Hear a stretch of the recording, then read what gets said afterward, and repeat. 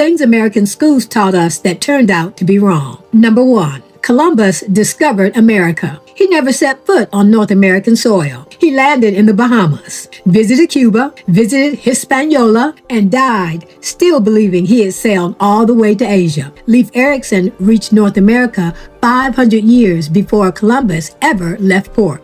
And indigenous people had already been living here tens of thousands of years before either man showed up. So stay with me, because by the end of this, you're going to realize they taught you wrong about Columbus on purpose. And once you hear what else got left out of the story, you'll never look at the founding of America the same way again. So here's the version we got in school. Columbus sailed the ocean blue in 1492. Then the Pilgrims landed at Plymouth in 1620. Then Jamestown. Then the country as we know it began. But that timeline skips almost 100 years. Because nearly a century before the Pilgrims ever boarded the Mayflower, black men were already standing on this land. And they were not passengers. In 1513, a free black man named Juan Garrido walked onto the coast on what is now Florida alongside Ponce de Leon. That's over 100 years before Plymouth Rock. Garrido had already crossed an ocean, fought in expeditions across the Caribbean, helped explore parts of what is now Mexico, before the Founding Fathers' story even begins. By 1565, Spanish colonists built a permanent settlement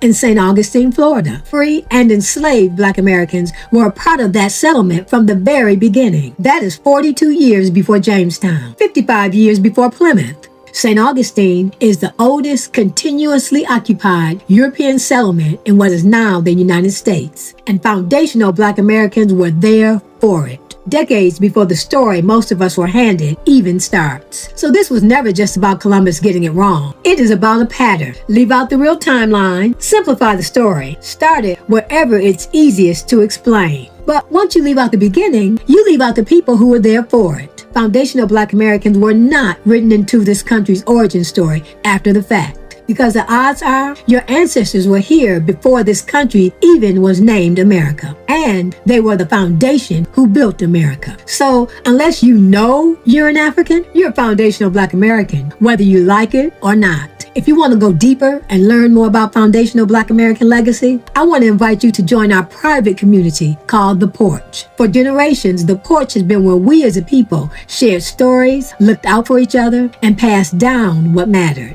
I built the online version of that, with live meetups and community discussions. It's a space where people who are serious about this history come together, learn together, and grow in their communities. If that sounds like where you belong, click the link in my bio and learn more. I can't wait to see you take a seat on the porch.